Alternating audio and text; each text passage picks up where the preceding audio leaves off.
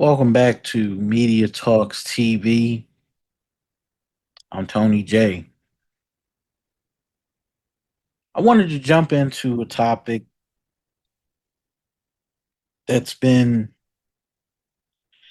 in the news lately. Um,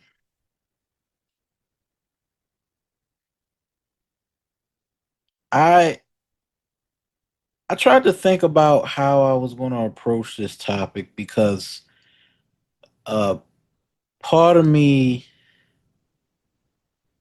doesn't want to bring the issue of race into it, but when I watched I watched numerous news stories. And this Nolan Wells situation, I don't know what or how to talk about this issue, but I'm a step outside the box a little bit to in this video because there's a conversation that's not being had in the household, especially with black parents.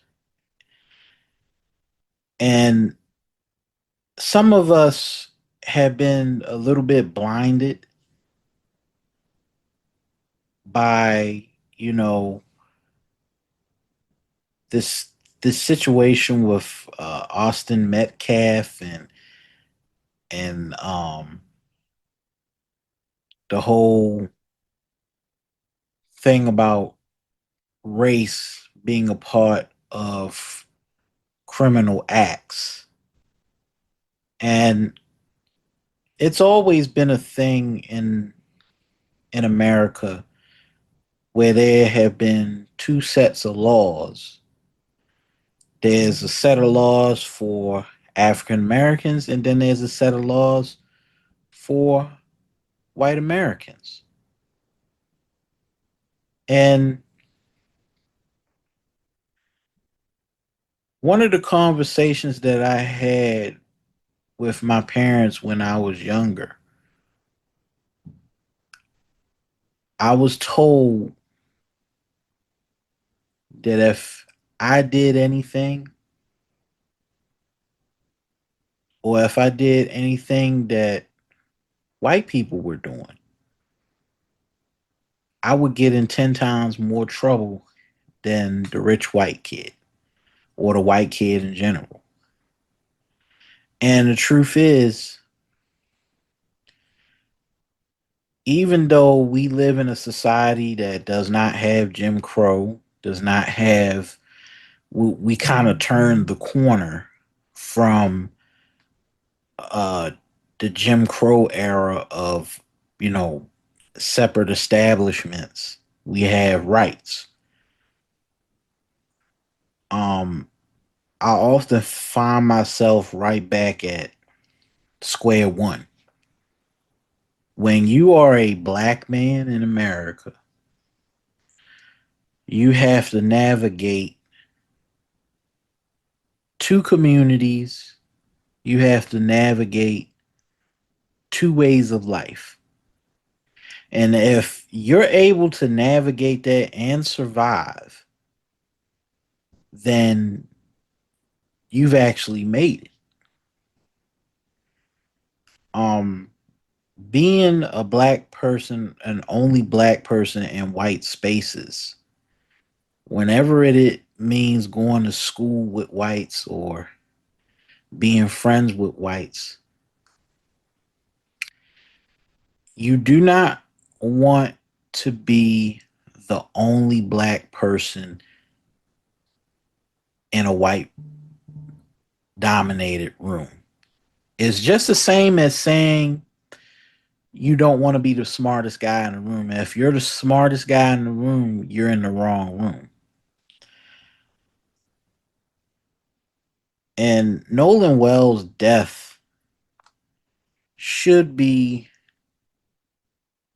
a signal, a canary in a coal mine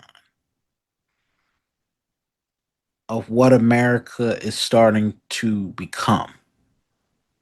Whether you believe it or not, and I don't care how this comes off, some white folks or white people can be good people on the surface, but there are just some things that white people do to black people that they themselves are not even aware of. And sometimes, even with the best of intentions, white people can irreparably damage black people. And I think that should be understood. I would even tell my child the same thing. Yeah, not all whites are bad, not all whites are racist, but the same was said about white people that came off the Mayflower and came as the pilgrims, bringing gifts, bearing gifts for the natives. The one reason why Native Americans are distrustful of white people is because white people sometimes come bearing gifts, and then those gifts happen to be something where at one point they're friends, and then the next minute they're raping and pillaging and taking the land for themselves. So when I often try not to be prejudiced towards whites, I try not to. I don't want to be prejudiced towards whites. But the problem is that whenever we get around white people, some bad shit happens to us. And I think this is one of the things that you're going to have to sit your children down and talk to them about, that every white person cannot be your friend. I don't care who it is. You got a lot of people that, and this is the funny thing about Americans and immigrants. White people, immigrants try to, a lot of immigrants come to America and they try to get their kids to assimilate to white, pure white American values. And they assimilate and they try to distance themselves from their own culture to try and assimilate with white people. And unfortunately, you got a lot of people that come over here and adopt certain mannerisms of whites. When all your friends are white, you start to develop certain aspects of white culture, but also you start to deny your own culture. And one of the things that, even when I went to a PWI, when I spent last of my undergrad years at a PWI tried very hard not to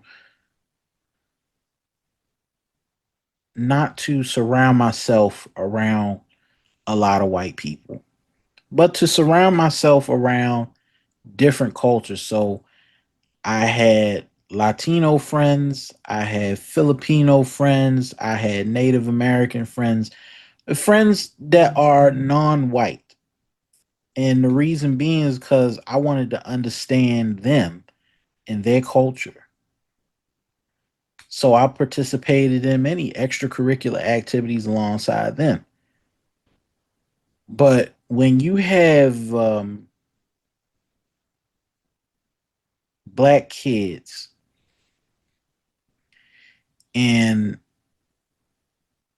you're surrounded by a lot of white people and all your friends are white and you're the only black person in the group, that's going to be nothing but trouble. And I often do not hear black parents sit their children down and say, you can have white friends, but you better not be the only black person in a group of whites. Because if you're the only black friend, it puts you in a position to where they might do something to you and they might make assumptions about you because they haven't been around black people like that. And I've been in those positions. I've had white friends. I've had, Caucasian friends that I went out with to bars, to restaurants. And my experience, I started to get a little bit weary, right? Because when I looked around the table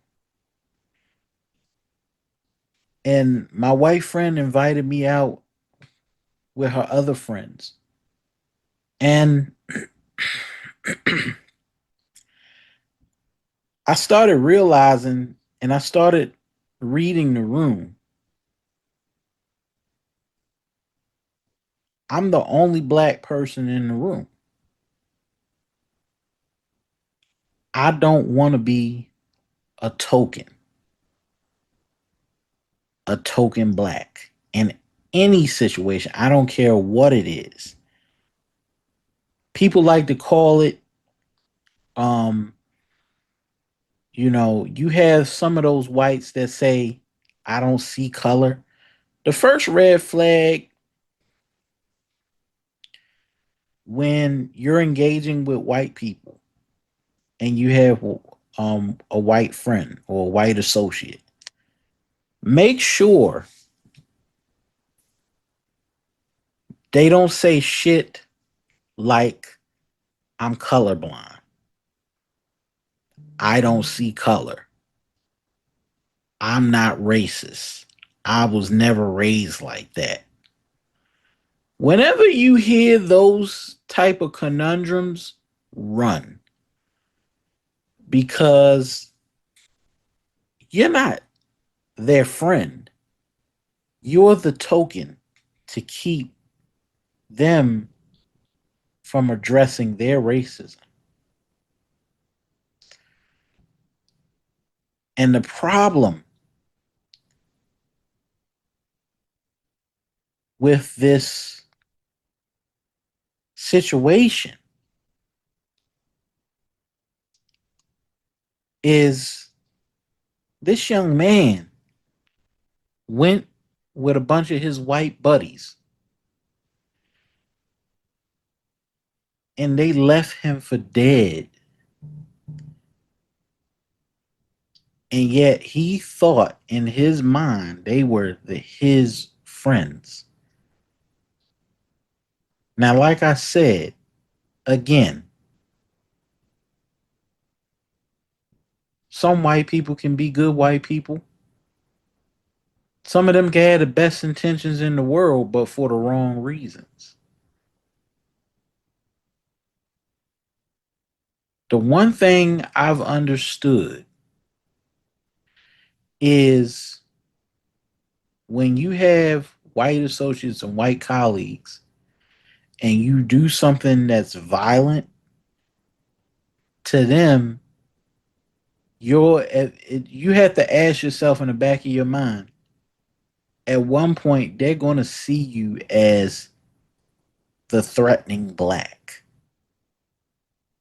If a white person come up to you and they say, "Oh, well, you're not like them.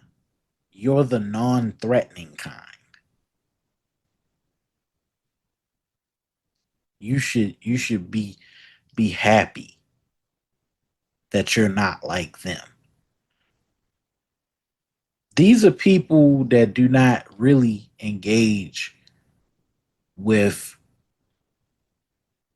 black people in general. Because if they did, they wouldn't say things like that. And I have a lot of friends that are black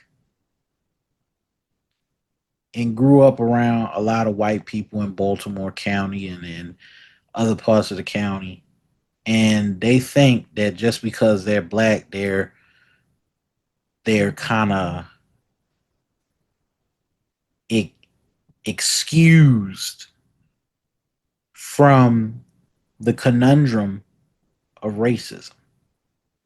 Because the minute you do something wrong, you just another nigga just like them. You're just somebody that they don't want to be around. But when you're the overly friendly kind, the one that seeks out validation because they have a bunch of white friends, that could put you in a position to lose your life.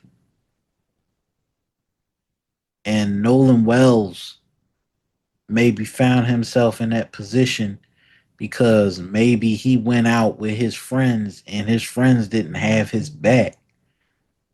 And he thought deep down those were going to be his friends that looked out for him. But instead, they were nothing but a bunch of punk bitches.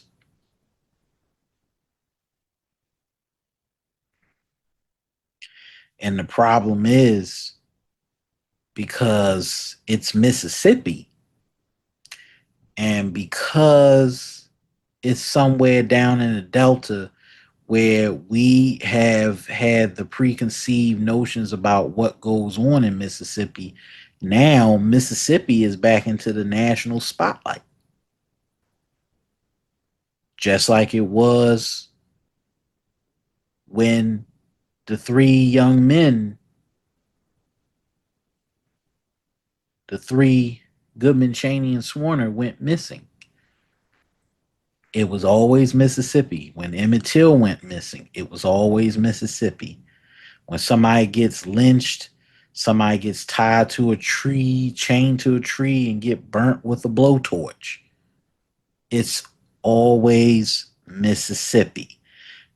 It's every culture, everything that happens in Mississippi, it always points back to some sinister conspiracy.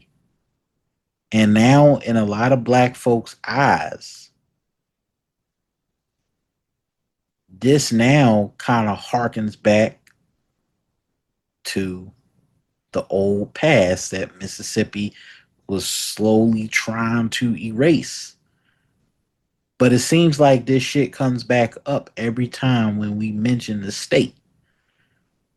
So then we have to start facing facts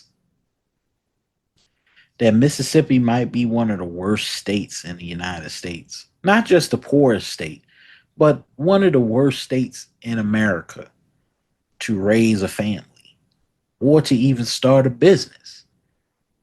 And people could say they love the state of Mississippi and things like that, but look at the reputation that they've led as a state. How many times have they had to put back up memorials to Emmett Till because somebody shot bullet holes in them and had to take the sign down and put up a new one?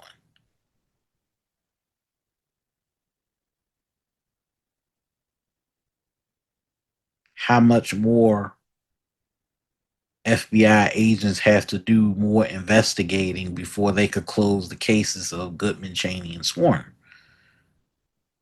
How many movies Mississippi burning in the heat of the night, Ghost of Mississippi. How many of those movies have to tell you that the state of Mississippi is a blinking fucking red light that nobody should ignore?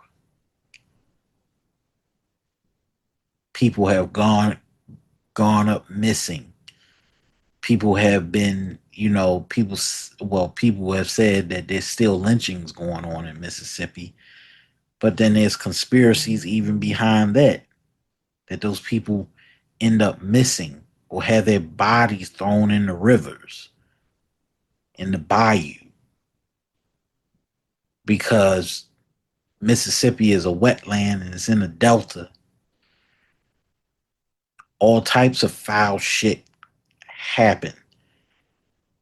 But yet, black people continue to go back to Mississippi, knowing that the state of Mississippi has a dark fucking history. I wouldn't even go there. I wouldn't even ride through there at night on the I-10. You guys still got black folks out there still thinking that Mississippi has changed, and it hasn't. It's still the same dirty, disgusting, despicable state in the United States. But when these things happen, no attention is paid to it. Nobody cares when it's a black boy lost, but when it's somebody like Natalie Holloway or Elizabeth Smart, that's when it becomes headline fucking news. That's the point that I'm trying to make here. But the biggest point that I want to make is going back to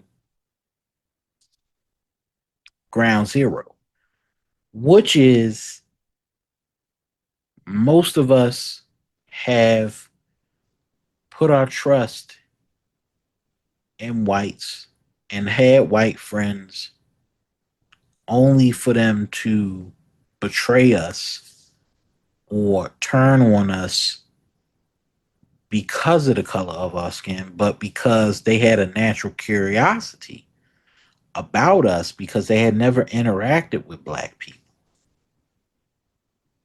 And the truth is, you got, just like you have two different sets of justice systems, you have two different sets of whites. You have a liberal white that embraces everybody, and then you have your conservative whites that they think color doesn't matter anymore, but still operate under a guise of racism and prejudice in this country. And that's one primary reason why I'm very weary of not just white people, because I'm not going to make this all about white people, because I'm being very delicate with this. But I'm not going to make it all about white people, but I'm careful who the hell I have around me. Period. I don't care if you are black or white. But with white people, it's very different. It's vastly different. And black folks, older black folks that grew up in the 60s and early 70s will tell you not every white person is your friend, no matter how much they tell you they're your friend. Some of them are just as wicked and evil as the next person. So you got to judge everybody according to who they are. But sometimes you got to look at white people with a different side eye. Never put yourself in a position to be a pawn. And a lot of kids that I know that are trying to get out of a situation where they don't want to be around a bunch of ghetto black folks or degenerates and stuff like that. So they move away from mostly black, predominantly black places, and then try to assert themselves into white spaces. And in those white spaces, you got to realize that most of the time they haven't really interacted with somebody that was different from them. And they only know one way of life. And while you're going into this space where you're trying to force yourself to integrate with them, you are unfairly putting yourself in a position to either get taken advantage of and get hurt. And I had to realize that for myself when it came to certain white people I had as colleagues and friends. Certain white people, they might not be bad people, but their culture and their outlook on how they see things when it comes to racism is vastly different. They don't have the same experiences that we have. They don't have the same experiences as us. They've never had an experience of getting pulled over by the cops. They never had the experience of getting looks when they were walking into the store because people assumed that they were going to steal something. They've never had those fucking experiences. And if they can't sympathize with those types of things, then you're putting yourself in a danger zone because when I have my white best friend or my white friend period, well, you know, I I want to know that they make sure that they have my back if we're going anywhere because not every white person is good. I had a white friend, and I liked her, but at the same time, I'm like, I had an experience one time where she said that um she wanted me to come to a restaurant, but she wanted me to wait from 5 to 7 p.m. late at night in a rural part of town in Baltimore County. And I told her I'm not doing it.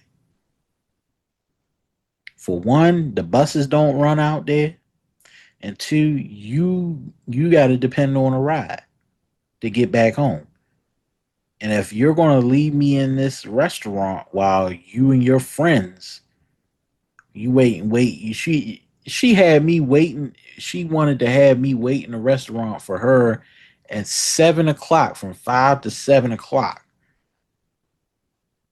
so that all of her friends would show up at the restaurant together. And I told her flat out, I'm not doing that. I didn't give her an explanation, and I didn't feel like I had to fucking explain it to her because you know why? Because if she didn't see something wrong with that shit, then clearly I know this is not going. I can't hang around this person like this anymore because apparently you don't see the experience from my eyes. If you got me waiting in a fucking restaurant for 2 fucking hours, not ordering anything and not buying anything, then you're putting me in a position to be suspected of doing something foul. And it's not that what you think is what they think I'm doing there. And if I ain't got nobody there to back me up, then what the fuck you think you're putting me in a position to be accused of? Or putting me in a position to get locked up? Or having to leave the restaurant because if I stay in a booth for too long, they start getting suspect.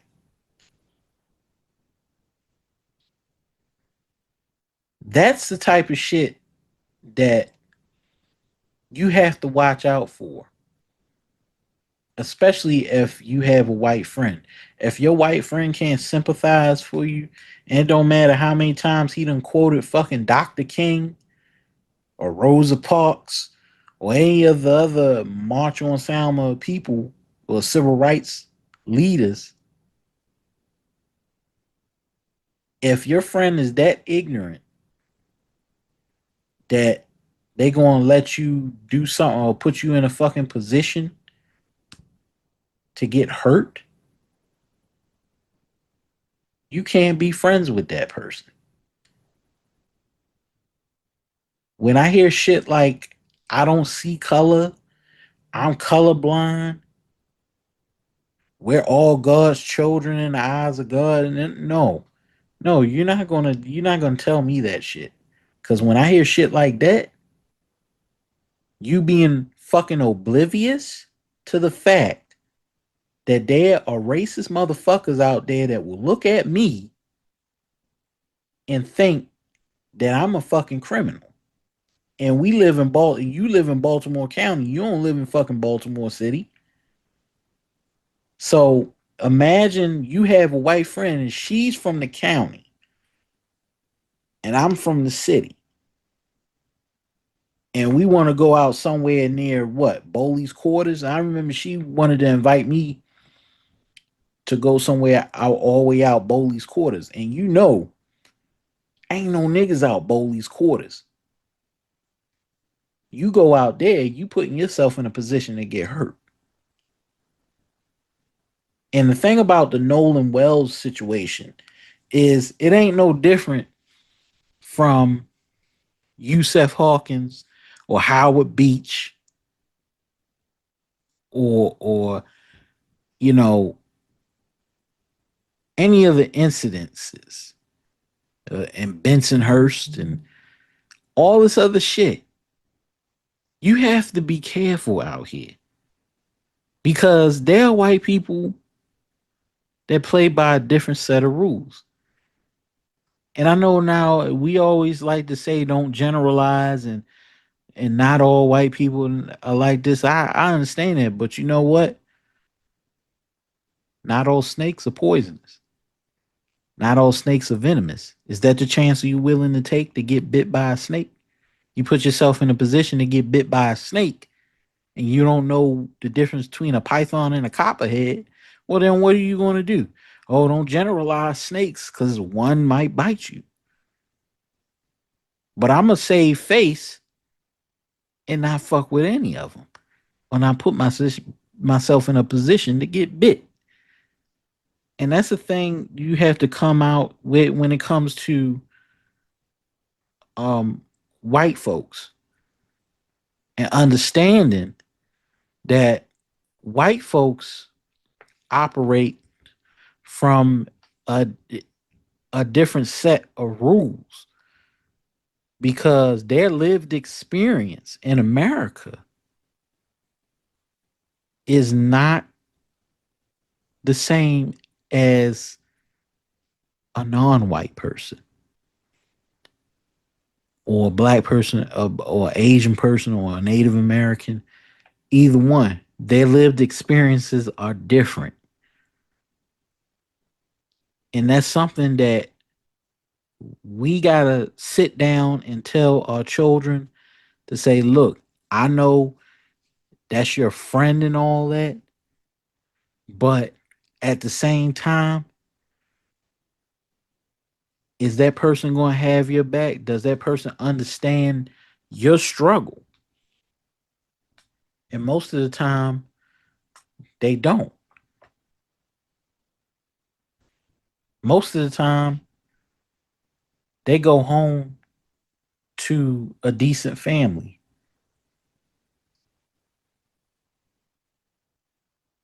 Most white people do not understand our lived experiences day by day because they don't have to deal with it. And that's the fact.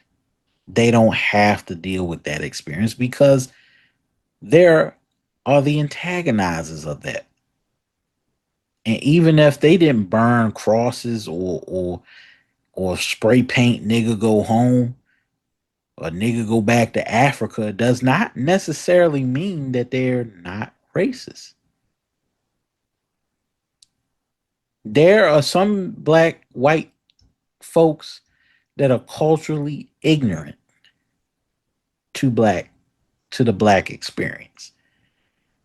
And you have to if you have to hold their hand through shit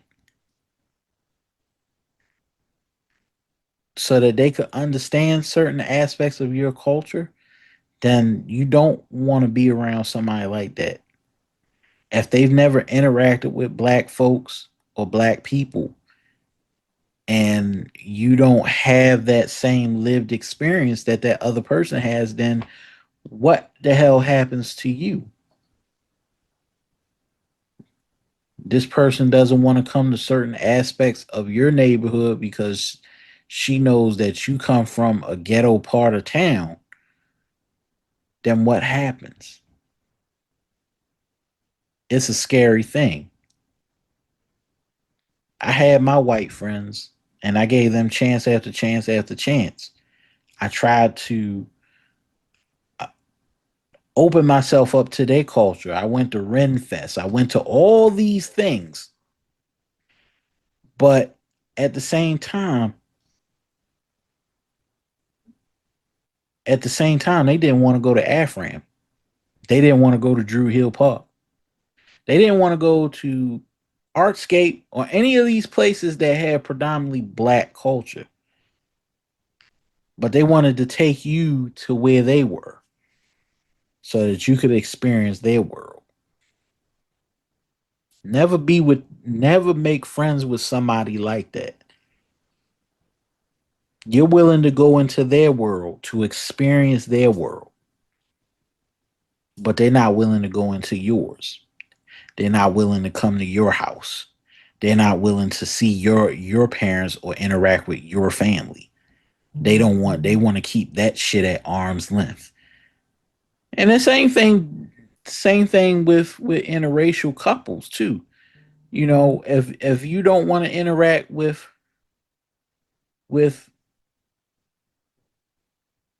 black folks, you don't want to come to the cookouts and shit like that, you know, it it's a big red flag for you because I'm willing to engage in your culture, but you're not willing to engage in mine. But you know what? We don't have this problem when it comes to Asian or non white cultures because we understand each other and we have a cohesive culture. But with white people, they don't want to have the cultural competence to engage with people that are different from them. Majority of whites are very homogenous people. And that means that Nolan Wells should have never been around those kids. And looking at the pictures, you could tell them white guys are probably the beer drinkers and the keg stand drinking beer drinking motherfuckers going skiing and all this other shit, all this other stupid shit.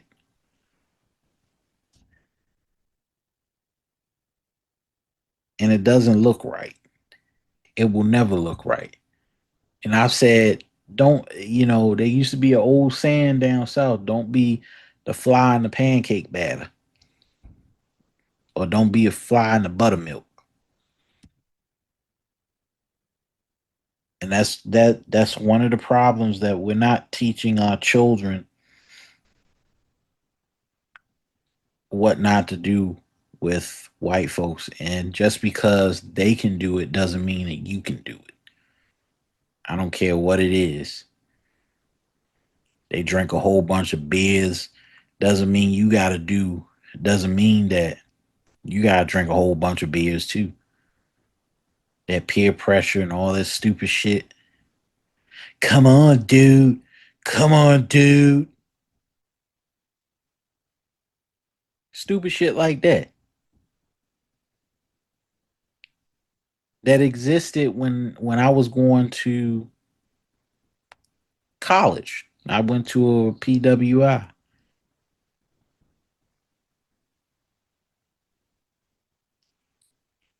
All of them did was keg parties and toga parties and keg stand shit, and people drink and they do stupid shit like jump off a fucking do a backflip off a fucking building and shit. And then they be like, yeah, yeah, man, do it, dude, yeah. Stupid shit like that. They'll dare you to do the stupid shit. We're risk adverse people. I don't do stupid shit like that. You know, white people be fucking with animals. We black folks don't fuck with animals like that. You know, the truth or dare and jackass stunts. We don't do stupid shit like that. That's the difference between black culture and white culture at that. And that's one of the things where I've said time and time again, just because white people accept you into their circle doesn't mean you're officially white. You're still black. When you look in the mirror, you are still black. And at the end of the day, if you do something stupid, you that N word now. When they start making the jokes about you eating fried chicken and jokes about, chasing and running down the street from a truck, when they start making those types of jokes, when they start making the BLM jokes, then you know they not your friend.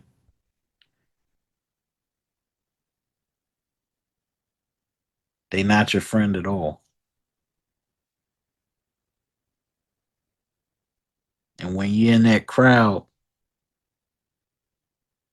and you gotta go to the bathroom, one part of you gotta look in the mirror and say, I'm still black.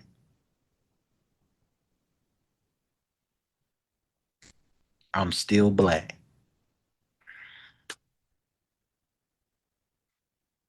It's too bad it took death for Nolan to realize that he was a black man surrounded by whites in the state of Mississippi.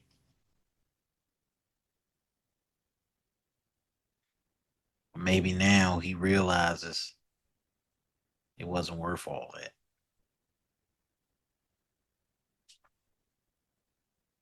This has been a Media Talks TV. Another video. Make sure you subscribe, share, hit the like, and leave a comment in the comment box. Tell me what you think about this case. Are you going to sit your children down and talk to them? Are you going to explain to them that in this day and age there is no such thing as a good white person? Period.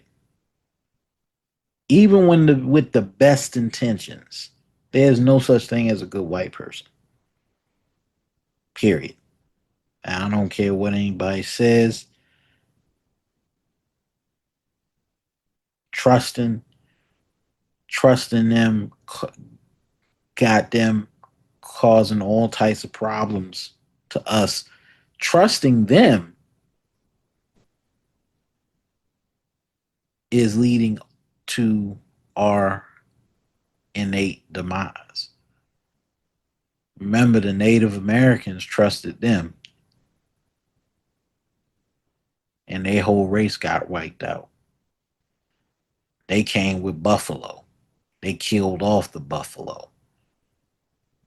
Trusting white folks caused a trail of tears. So then, what do you think?